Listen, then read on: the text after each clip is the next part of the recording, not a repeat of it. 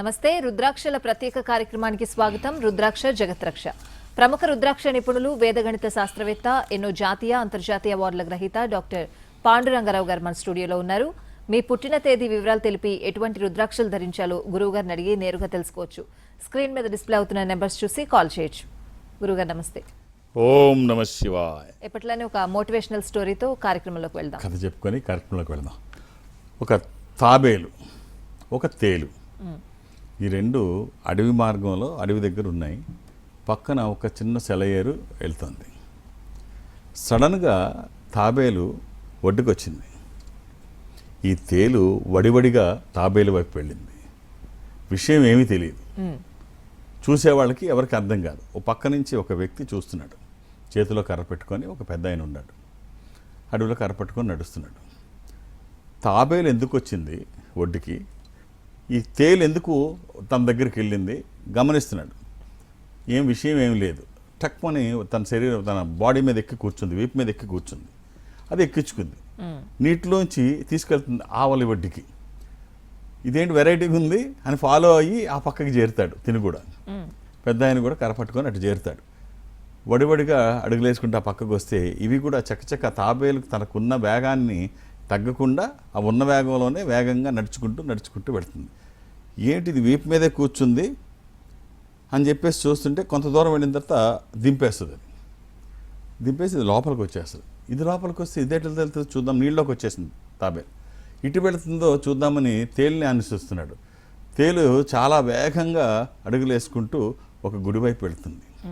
ఓ దైవ దర్శనానికి అనుకుంటాడు ఈ పెద్ద ఆయన. దేవుడి గుడి దగ్గరికి వెళ్తుంది.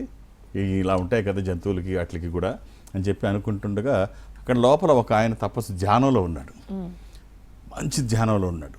టక వేగంగా అతని వైపు వెళ్తుంది. వామ్ము పాపం అతను ఏదో చక్కగా బుద్ధిగా ధ్యానంలో ఉన్నాడు, కళ్ళు మూసుకొని.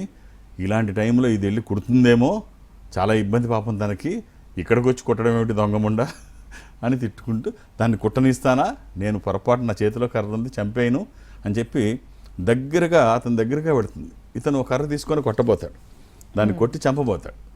చక్మని ఊహించని పరిణామంలో ఒక పాము వస్తుంది. ఒక పాము వచ్చేసిన తర్వాత ఆ పాము ఇలా వస్తుంది, పడగెత్తుంది. ఎమ్మటే ఈ తేలు పామును కుడుతుంది. పామును కుట్టిన తర్వాత పాము ఈ విషం తగలంగానే దానికి ఈ విషయం రెండయ్యి దానికి కాస్త మత్త ఇచ్చి ఇలా కింద ఇలా వాళ్తుంది. తన శిరస్సుని 2 ముక్కలుగా కట్ చేస్తుంది తినకున్న దీంతో. కట్ చేసిన తర్వాత అప్పుడు కట్ చేసి బొడిబడిగా వెనక్కి వెళ్ళిపోద్ది. ఎవరికి అర్థం కాదంటే తను అవతలి ఒడ్డు నుంచి ఇక్కడికి వచ్చి తన వీపు మీదకి వచ్చి ఈ రెండు ఏదో కూడబలుక్కున్నట్టు వచ్చి ఇక్కడికి వచ్చి ఇది చేసి అతను ధ్యానంలో ఉండగా వచ్చి అతన్ని ఒక పాము కరుస్తుందని ముందే ఊహించి అక్కడి నుంచి ఇక్కడ దాకా వచ్చి ఆ పాముని కరిసే టైంకి అడ్డుకొని దాన్ని కరవకుండా ఆపి దాన్ని చంపి తన పని ముగించుకొని వెళ్ళిపోయి ధ్యానంలోంచి లేచిన తర్వాత ఆ నిశ్చేష్టుడై నేను కొడదామనుకుంటే పాముని, తేలుని కొడదామనుకుంటే పాము వచ్చింది. పాముని ఇది చేసి అర్థం కాక అలా విస్తుపోయి అలా చూస్తే ఆ ధ్యానంలో ఉన్నాయని లేచిన తర్వాత అన్నీ చెప్పాడు జరిగిన విషయం. అది ఎందుకు జరిగింది, ఇదంతా ఏంటి, నేనేదో అనుకుంటే అక్కడేదో కనబడింది, నేనేదో చేద్దామనుకుంటే ఇంకేదో వచ్చింది, అది దాన్ని ఏదో చేద్దామంటే ఇదేదో చేసింది. సో కట్ చేస్తే ఈ కథ ఏమిటంటే ఎప్పుడు నువ్వు అనుకున్నది ఏమీ జరగాలని ఏం రూల్ లేదు. ఎప్పుడు ఏది జరుగుద్దో నువ్వు ఇలా జరుగుతుంది అని నువ్వు అనుకోవచ్చు, కానీ ఆ టైంకి ఏది జరగాలో నువ్వు కొట్టాలని అనుకుంటే నీకు అవకాశం ఇవ్వకుండా ఎప్పుడు ఎవరిని ఎలా రక్షించాలన్నా ఇబ్బంది పెట్టాలన్నా పైన ఒక శక్తి ఉంటుంది, ఆయన మాత్రమే చక్కగా. కాబట్టి గుర్తుపెట్టుకో, నువ్వు అనుకున్నవేవి జరగవు. నువ్వేదో చేసేద్దాం అనుకుంటే అవకాశం నీకు రాకపోవచ్చు. జరిగింది చూసి విస్తుపోవడం తప్ప నువ్వు చేయగలిగింది ఏమీ లేదు. అంతా నిర్ణయించబడి ఉంటుంది. కాలర్ వెయిట్ చేస్తున్నారు, కాల్ తీసుకుందాం. రవీంద్ర గారు కడప నుంచి. నమస్తే అండి. నమస్కారం మేడం. మాట్లాడండి గురువు గారితో. రవీంద్ర గారు ఓం నమ శివాయ్. నమస్కారం గురువు గారు. చెప్పండి, ఎలా ఉన్నారు? బాగున్నాం సార్. డేట్ ఆఫ్ బర్త్ ఇస్తారా? 22/8/2012 గురువు గారు. చిన్నపిల్లలకి వీళ్ళకి డేట్ ఆఫ్ బర్త్ అవసరం లేదండి. ఇప్పుడు ఏమిటి 8th క్లాసా? 8th క్లాస్ గురువు గారు. ఒక ఆరోగ్యానికి చదువుల కోసం రుద్రాక్ష చెప్తాను. ఖచ్చితంగా ఇది వచ్చిన తర్వాత వాళ్ళకి దాని మీద ఇంట్రెస్ట్ పెరుగుతుంది, ఆరోగ్యానికి బాగుంటుంది, చదవాలన్న కోరిక కలుగుతుంది. సో అష్టముఖి రుద్రాక్ష ఇది గణపతి స్వరూపము. విఘ్నాలు లేకుండా ముందుకు వెళ్ళడానికి, నిర్విఘ్నంగా అన్ని పనులు చేసుకోవడానికి, కెరీర్ కోసము, ఎడ్యుకేషన్ కోసము, ఇది వాక్కుకి సంబంధించి, నాలెడ్జ్కి సంబంధించి. ఈ ఒక్క రుద్రాక్ష అవకాశం ఉంటే వేసి చూడండి, శరీరానికి తాకే విధంగా ఒక మామూలు రుద్రాక్ష, కానీ అది వేసుకున్న తర్వాత మార్పు ఏమిటో మీరు చూస్తారు. శుభం. నెక్స్ట్ కాలర్ హైదరాబాద్ నుంచి రాము గారు. నమస్తే అండి రాము గారు. హలో రాము గారు, మాట్లాడండి గురువు గారితో, వినపడుతుందండి. రాము గారు, ఓం నమః శివాయ. శివాయ నమః. ఎలా ఉన్నారండి? బాగున్నా సార్, బాగున్నాను. డేట్ ఆఫ్ బర్త్ ఇస్తారా? అక్టోబర్ 1, 1980. అక్టోబర్ 1, 1980. ఇంకో రోజు లేటుగా పుడితే గాంధీ జయంతి కదండి. మీ పుట్టినరోజు దేశం అంతా పండుగ చేసుకుంటుంది. సార్ ఇది మనకు ఐటీ ఎంప్లాయీని ఒకసారి మిమ్మల్ని కలిశాను కూడా ఇక్కడ హైదరాబాద్ లో. మీరు ఒక ఏకముఖి సార్ బుధవారం పుట్టినట్టు తెలుసా అండి? తెలుసు సార్, నాకు తెలుసు. నైట్ లో మీకు కాదు సార్, మీరు పుట్టింది మంగళవారం. సార్ మీరు పుట్టింది మంగళవారం. నేను బై మిస్టేక్ అది సారీ బుధవారమే సార్. బుధవారం, ఇది లీఫ్ ఇయర్ అనుకున్నా. కాదు, బుధవారమే సార్. సారీ, చెప్పండి సార్. నేను ఒకసారి మిమ్మల్ని కలిసాను సార్ ఇక్కడ హైదరాబాద్ లో. అంటే మీకు అక్కడికి హైదరాబాద్కి వచ్చాను మీ దగ్గరికి. నాకు ఏకముఖి సజెస్ట్ చేశారు, మీరు వేసుకున్నాను. సరే, నాకు ఏం జరిగిందని పక్కన పెడితే నాకు కొంచెం మళ్ళీ వేసుకోవాలనిపిస్తుంది సార్. అర్జెంటుగా వేసుకోండి సార్. అది అంటే నేను ఏదన్నా ఇంకొక కాంబినేషన్లో చెప్పుంటాను మీకు. 3 రుద్రాక్షలు ఖచ్చితంగా, ఓ 3 రుద్రాక్షలు చెప్పుంటాను. ఏకముఖి ఒక్కటే కాకుండా ఒక 7, 10, 1 ఈ 3 చెప్పుంటానండి మీకు. ఏకముఖి 7 ముఖాలు లక్ష్మీ స్వరూపము, శని దోషములకి మంచిది. దశముఖి విష్ణు స్వరూపము, మానసిక ఒత్తిళ్లు తగ్గడానికి, వాస్తు దోషములు పోవడానికి, న్యాయపరమైన చిక్కులు అధిగమించడానికి. ఏకముఖి రుద్రస్వరూపము, అపమృత్యు బాధలు లేకుండా అన్నిట్లో ముందుంటుంది. మీరు వేసుకునేది చాలా బాగుంటుంది, ఆరోగ్యానికి మంచిది. ఈ కాంబినేషన్లో వేసుకునే ప్రయత్నం చేయండి. ఇదే మీకు చెప్పుంటాను నేను. 7, 10 దానికి కలపండి, ఒక అద్భుతమైన కాంబినేషన్ అవుతుంది. మనం చేస్తున్న పనికి ఒక దైవికమైన సంపద తోడైతే ఒత్తి చేతులతో యుద్ధం చేసేదానికి, ఆయుధాలతో యుద్ధం చేసిన దానికి చాలా వ్యత్యాసం ఉంటుంది. సో బయటికి వెళ్ళినప్పుడు ఎటు నుంచి ఏ ప్రమాదం కానీ, ఎటు నుంచి అది దుష్టశక్త మంచి శక్త, మనం నిరోధించగలమా నిరోధించలేమా, మనకి తెలుసా తెలియదా, ఏమీ ఉండవు. ఏది ఎలా జరగాలో ఇందాక అనుకున్నట్టు అలా జరుగుతుంది. సో ఈ దైవికమైన ఉన్నప్పుడు ఏమవుతుంది అంటే అవి మన మీదకి వ్యతిరేక శక్తులు మన మీదకి రాకుండా ఉంటాయి. విజయాలు ఎప్పుడు మన పక్కనే ఉంటాయి. మనం చేస్తున్న పనికి ఇది ఒక సపోర్ట్ అవుతుంది. ఇలా వేసుకొని చూడండి సార్, చాలా బాగుంటుంది. మీరు వేసుకున్న దానికి 2 కలపండి, ఆ ఫలితం మీరు చూస్తారు. అలా అని ఏది పడితే అది వేయకండి. దురదృష్టం రుద్రాక్షల్లో 100కి 99 నకిలే ఉంటాయి. ఒక్కటైనా మంచిది వేయండి. ఆన్లైన్లో జోలి కంటే ఇది కన్స్యూమర్ ప్రోడక్ట్ కాదు. ఏది పడితే అది తెచ్చుకో. ఫుడ్ ఐటమ్ కూడా కాదు. ఇక్కడ నచ్చకపోతే రేపు ఫుడ్ ఇంకో దగ్గర మారుద్దామని. సో అత్యంత భయంకరమైనది ఏంటంటే ఇప్పుడు మీరు ఎంత ఖరీదైన రుద్రాక్షలైనా చూడండి, అమెజాన్లో మీరు చూడండి దాని ప్రైస్ ఎంతో. అంటే కుబేర రుద్రాక్ష అని చెప్పబడే కుబేర్లు మాత్రమే కొనగలిగే స్థాయిలో ఉండే రుద్రాక్ష ఒకటి ఉంటుంది, 21 ముఖాలు. అది మనం చెప్పుకుంటేనే చాలామంది నిజంగా ఇంత ఉంటాయా అనుకుంటారు. యాక్చువల్గా చెప్పాలంటే కుబేర రుద్రాక్ష, ఒక్క రుద్రాక్ష 75 లక్షల రూపాయలు మినిమం ఉంటుంది. ఆ ఒక్క రుద్రాక్ష వజ్రాల కంటే ఖరీదైనవి రుద్రాక్షలు కొన్ని ఉన్నాయి. అంటే మనం వేసుకునేవి కాదు, మామూలు వేసుకుంటాం. సో ఈ రుద్రాక్ష కూడా మీరు ఆన్లైన్లో చూడండి, అమెజాన్లో చూడండి, 500 రూపాయల నుంచి 9,099 రూపాయల లోపు దొరుకుతుంది. సో కాబట్టి ఇవన్నీ ఏవి కరెక్ట్ కాదు. రుద్రాక్ష ఒక దైవికమైన సంపద. ఏది పడితే అది వేసుకొని డబ్బులు వేస్ట్ చేసుకోవడం కాదు. సో ఇలా దీనివల్ల ఏమవుతుందంటేనమ్మా, ఆధ్యాత్మిక సంస్థ ఇలా ఒక పేరున్న సంస్థలకు కూడా వీళ్ళు ఎక్కువ తీసుకుంటున్నారేమో అనుకుంటారు. వాస్తవం దాని గురించి తెలియదు. కొన్ని వెబ్సైట్స్ ఉంటాయి, రుద్రా లైఫ్, రుద్రా సెంటర్, రుద్రాక్షరత్న, ఇలాంటివి చూడండి. జెన్యూన్ రుద్రాక్ష ప్రైస్ ఎంత ఉంటో తెలుస్తుంది. అంతేగాని ఆన్లైన్లో ఏది పడితే అది చూసి వాటిని తెచ్చుకుంటే యాత్రా స్థలాల్లో కొనుక్కున్నా తెలియని వాళ్ళ దగ్గర సర్టిఫైడ్ అని చెప్పి ఇచ్చేస్తున్నారు. సర్టిఫికేట్ ఎవరమ్మా? గవర్నమెంట్ ఎవరు కదా, వీళ్ళే. ఎవరి సర్టిఫికేట్ వాళ్ళే. వాళ్ళు ఇచ్చుకున్న సర్టిఫికేట్ వాళ్ళకి ఎగ్నెస్ట్గా ఎందుకు ఇస్తారు? అలా ఉండదు కదా. ఇప్పుడు ఈ సంస్థ ఉంది, వన్ముఖి రుద్రాక్ష ఉంటుంది, దానికి సర్టిఫికేషన్ ఉంటుంది అనుకుందాం. ఎలా ఉంటుంది? ఐజీఐ సర్టిఫికేషన్ ఉంటుంది. అంటే ఢిల్లీలో ఖరీదైన వజ్రాలని ఏ సంస్థ అయితే సెంట్రల్ గవర్నమెంట్ సర్టిఫై చేస్తుందో ఐజీఐ, అదే సర్టిఫై చేస్తేనే చెల్లుద్ది. అంతేగాని వాడు చేస్తే చెల్లదు కదా. ఎవరికి వీలైనట్టు వాళ్ళు ఇచ్చుకుంటారు. ఇంకోటి ఏంటంటే, ఇప్పుడు ఈ సంస్థలో సపోజ్ 14 ముఖి దగ్గర 14 ముఖాల దగ్గర నుంచి ఎక్స్రే రిపోర్ట్తో సహా ఉంటుంది. అది అన్ని చోట్ల ఉండవు కదా. సో సర్టిఫికేషన్ అంటే అలా ఉండాలి తప్పితే ఎవరికాళ్ళు ప్రింట్ చేసేసుకొని ఇది జెన్యూను అది ఇవన్నీ ఏం చెల్లవు. ఇవన్నీ మర్చిపోండి. అలాంటి జోలికి వెళ్లకుండా ఓ మంచిది వేసుకోగలిగితే మనం జీవించి ఉన్నంత వరకు మన దగ్గర ఎన్ని సంపదలు ఉన్నా ఈ సంపద రోజు ఉపయోగపడుతుంది. చాలామందికి వాళ్ళకున్న సంపదలు ఎక్కడున్నాయో తెలియదు, అవి ఎలా ఉపయోగపడతాయో తెలియదు. కానీ ఈ ఆధ్యాత్మిక సంపద మీకు ప్రతి నిత్యము ప్రతి నిమిషము ఇది మీకు ఒక రక్షణ కవచంలా ఉంటుంది. ఖచ్చితమైనది వేసుకుంటే వేసుకొని చూడండి ఎలా ఉంటుంది. ఆల్రెడీ గురువు గారు, ఇంతకుముందు మీరు మోటివేషనల్ స్టోరీలో ఒక కథ చెప్పారు. అయితే దానికి రిలేటెడ్గానే చాలామంది అనుకుంటూ ఉంటారు అంతా మా వల్లే జరిగింది, అంటే నా ప్రమేయం లేకపోతే ఆ పని జరగకపోయి ఉండొచ్చు అని చాలామంది అనుకుంటూ ఉంటారు. ఇలాంటి వాళ్ళు చాలామంది ఉంటారు. అంటే ఏదన్నా తప్పు అలా అయితే పర్వాలేదు, నా వల్ల అనుకునేది కొంత ఓ పార్ట్ ఉంటుంది. ఇంకోళ్ళు ఉంటారు ఏదన్నా తప్పు జరిగితే పక్కోడి మీద దేవుడి మీద వేసేస్తారు, పక్కోడి మీద దేవుడి మీద వేసేస్తారు. తప్పు జరిగితే గొప్పతనం ఏదైనా జరిగితే వీళ్ళు వేసుకుంటారు. సో అంటే మనం అనుకుంటాం నేను లేకపోతే ఇది లేదు, నేను లేకపోతే అతను లేడు, నేను లేకపోతే ఈ సంఘటనే జరగదు, ఈ సంఘటన జరగడానికి లేకపోతే డబ్బు ఇవన్నిటికీ నేనే కారణం అనుకుంటారు.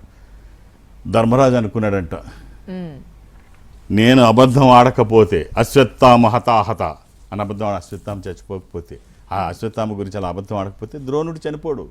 ద్రోణుడు బతుకుంటే అక్కడ ఎవడో ఉండడు. ద్రోణుడు బతుకుంటే వీళ్ళందరూ ద్రోణుడి దగ్గర తయారైన వాళ్ళు. ఎవడో బతకడు, ఎవడో ఆయనతో యుద్ధం చేసే స్థాయి ఎవడికి లేదు. కాబట్టి నేనే గొప్ప అని ధర్మరాజు అనుకున్నాడు. కర్ణుడు అనేటువంటి వాడు యుద్ధంలో ఉంటే కర్ణుడు ఒక్కడు చాలు, మొత్తం అందరినీ లేపేస్తాడు. ఆ కర్ణుడిని చంపిన నేను గొప్ప అని అర్జునుడు అనుకున్నాడంట. భీముడు అనుకున్నాడంట 100 మంది అన్నదమ్ముల్ని చంపింది నేనే, కౌరవులందరినీ చంపింది నేనే, ఒక్కడు ఇంకెక్కడ ఎవరు ఏలుపెట్టల, నేను లేకపోతే వీళ్ళందరూ మింగేస్తారు. ఎవరికి వాళ్ళ గొప్పతనం ఇలాగే చెప్పుకుంటూ ఉంటే అన్ని పక్క నుంచి కృష్ణుడు వింటుంటే అప్పుడు అవును కృష్ణ ఇంతే కదా అంటే రండి పక్కగాని ఇద్దరు భుజాల మీద చేతులు వేసి దుర్యోధనుడు అర్జునుడు ధర్మరాజు భుజాలు వేసి భీమ పద అని ముందుకు తీసుకెళ్ళి చెప్తాడు. అక్కడ కొండ మీద ఒకడున్నాడు, వాడిని అడుగుదాం అని చెప్పేసి బార్బరీకుడు కథ చాలామందికి తెలుసు. బార్బరీకుడు తల అక్కడ కొండ మీద ఉంది. కాటేశామని చెప్పి మనకి దీంట్లో రాజస్థాన్లో ఒక గుడి ఉంది, చాలా ఫేమస్ టెంపుల్. అది చాలా డబ్బు కలిగినటువంటి టెంపుల్లో అది ఒకటి. నార్త్ ఇండియాలో అంటే అంబానీస్ 100 కోట్ల రూపాయలు ఇచ్చే డొనేషన్ ఇచ్చే టెంపుల్ అది. కాటేశామ్ అంటారు. బార్బరీక్ అనరు, కాటేశామ్ టెంపుల్ అంటారు. దాదాపు సంవత్సరానికి 250 నుంచి 300 కోట్ల ఆదాయం ఆ గుడికి. 250 to 300 crores ఆదాయం ఉంది. సో ఈ కాటేశామ్ దగ్గర తీసుకెళ్ళి ఏం జరిగిందని అడుగుతాడు బార్బరీకుడిని. అడిగితే ఇప్పుడు బార్బరీకుడు చెప్తాడు, ఏమో నాకు అర్థం కావట్లేదు, యుద్ధం మొదలైంది, ఒక చక్రం తిరుగుతోంది అంతే, తర్వాత ఏం కనబట్టలేదు, ఈ చక్రమే మొత్తం యుద్ధం చేసింది, ఒక సుదర్శన చక్రం అలా వచ్చింది, మొత్తం యుద్ధం చేసింది, ఎక్కడ ఇంకేమీ కనిపించట్లేదు. అంటే భగవంతుని మాత్రం ఇదంతా చేసింది ఆయనే, నువ్వేమీ కాదు, ఎవరికాడు నేను చేశాను అనుకుంటారు. ఎవ్వరూ ఏం చేయలేదు, చేసిందంతా కృష్ణుడే చేశాడు.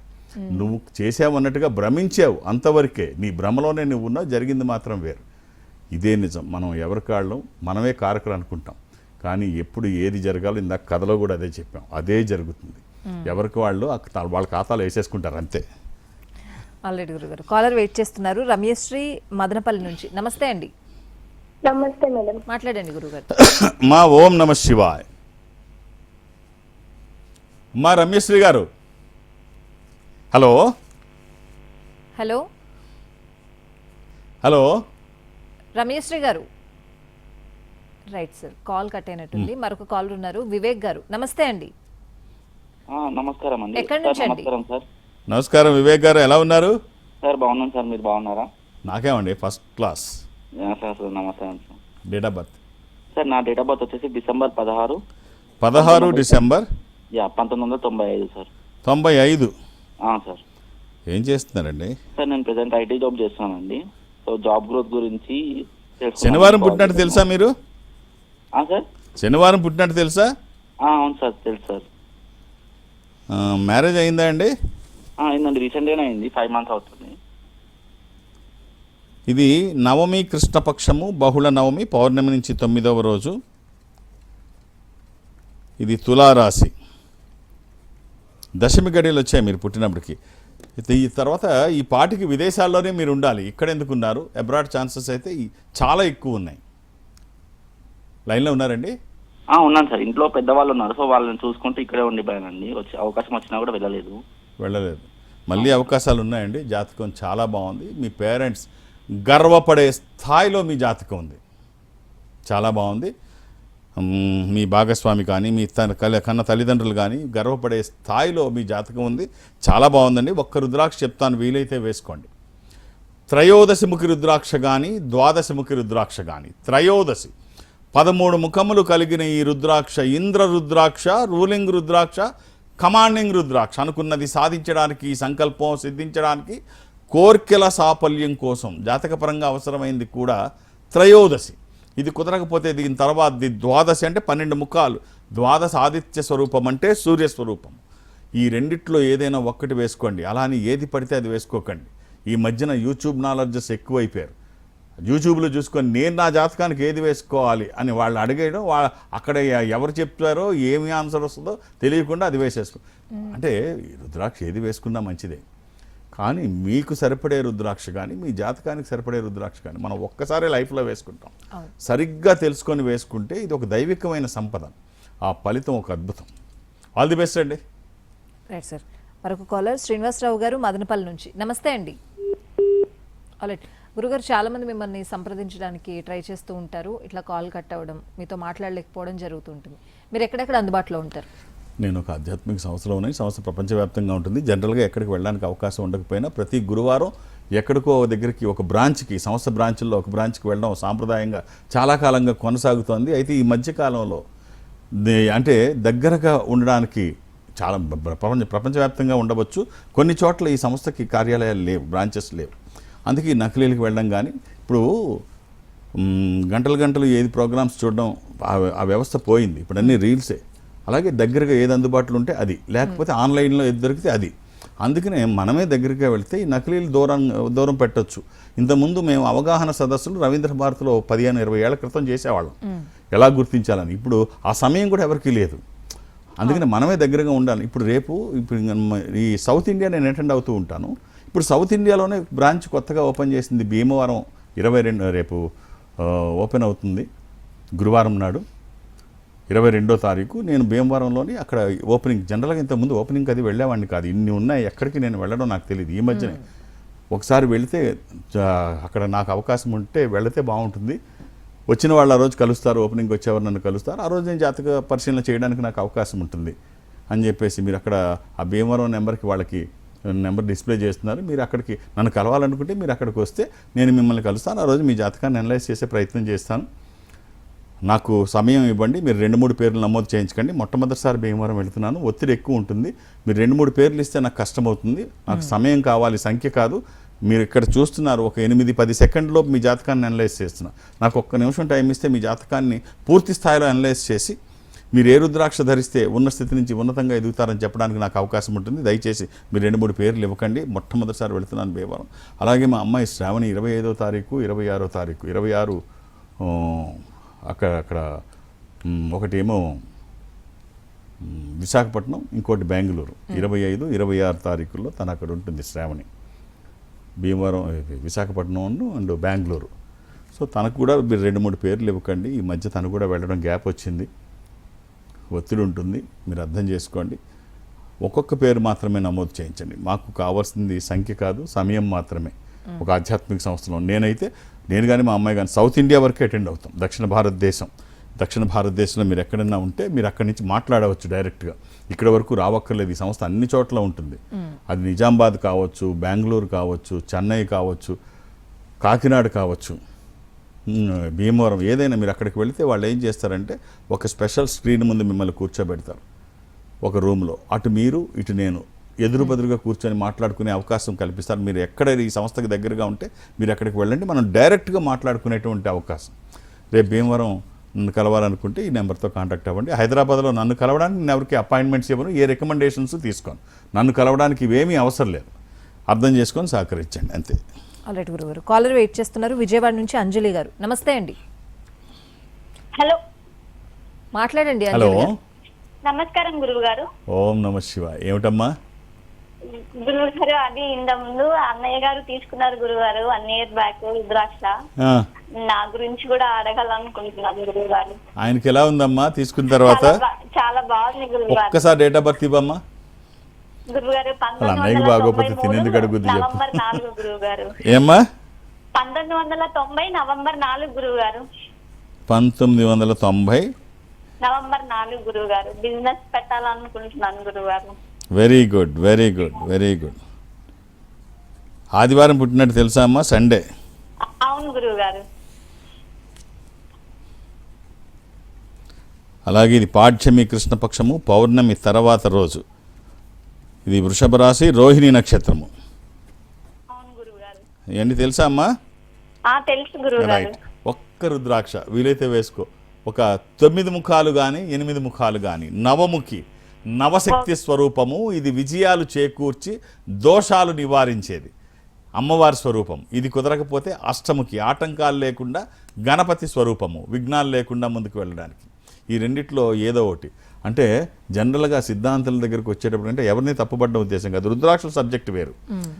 రాహు అనంగానే, జాతకంలో రాహు ప్రభావం ఉందనంగానే 8 ముఖాలు, కేతు అనంగానే 9 ముఖాలు. ఇది కరెక్ట్ కాదు. అలా అయితే ఇంత మేము కష్టపడక్కర్లే. ఈ రీసెర్చ్లు ఇవన్నీ ఏం అవసరం లేదు. సింపుల్గా రావుకి ఇది, కేతువుకి ఇది, లేకపోతే ఈ నక్షత్రానికి ఇది, అలా ఉండదు. ఎంటైర్ జాతకం పరిశీలించి ఏది వేస్తే బాగుంటుందో అలా వాళ్ళు ఉన్న స్థితికి కానీ వాళ్ళ జాతక పరిశీలన కానీ అలా వేసుకుంటే ఈ స్పిరిచువల్ ప్రాపర్టీ చాలా బాగుంటుంది. All the best. Suryanarayana Reddy గారు ద్వారంపూర్ నుంచి కాల్ చేశారు. నమస్తే అండి. హలో, సూర్యనారాయణ రెడ్డి గారు. నమస్తే సార్. ఓం నమస్తే. ఎలా ఉన్నారు సార్? సార్ బాగున్నాను సార్. మీరు ఎలా ఉన్నారు సార్? నాకేమండి ఫస్ట్ క్లాస్. సార్ అదే నా పేరు ద్వారపూడి శివనారెడ్డి, గోదావరి నుంచి మాట్లాడుతున్నాం సార్. ఒక్కసారి డేట్ ఆఫ్ బర్త్ ఇవ్వండి.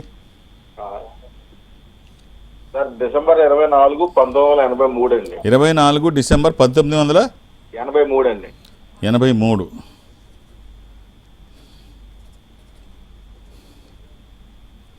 శనివారం పుట్టినట్టు తెలుసు కదండి?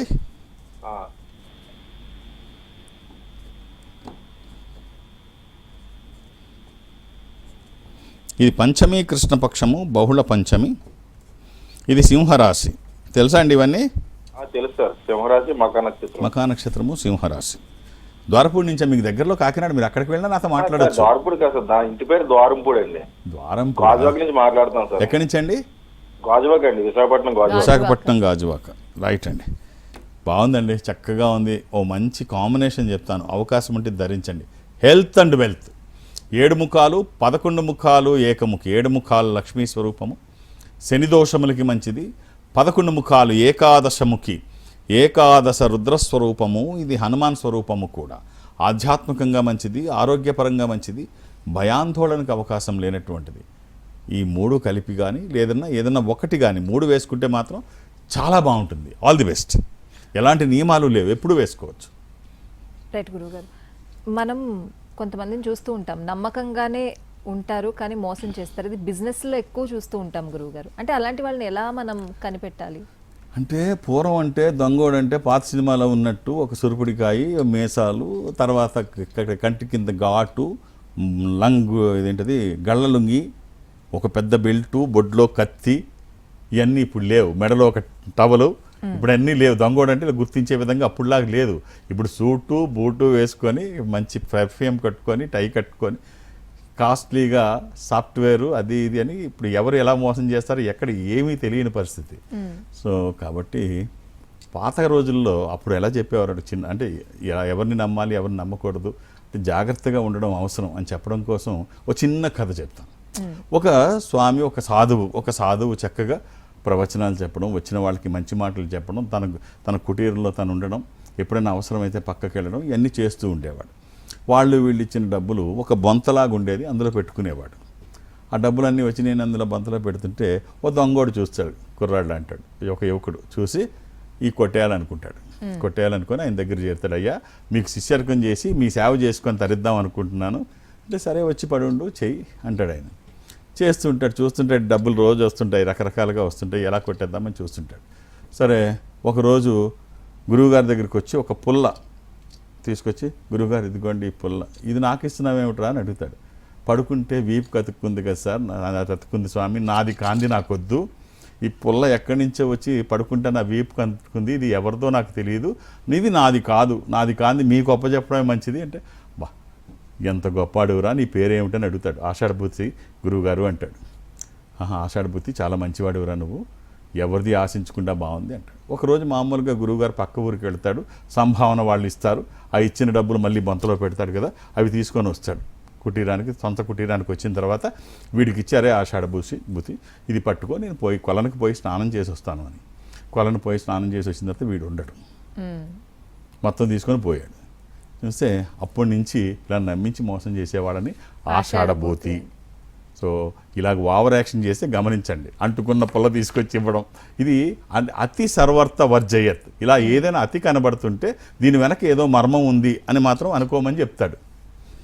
అలాంటి గురుగారు ఇవాళ కార్యక్రమంలో చాలా విషయాలు తెలియజేశారు, అలాగే కాలర్స్కి కూడా మంచి సజెషన్స్ ఇచ్చారు. థ్యాంక్ యూ గురుగారు. ఓం నమః శివాయ. ఇది ఇవాళ కార్యక్రమం. నమస్తే.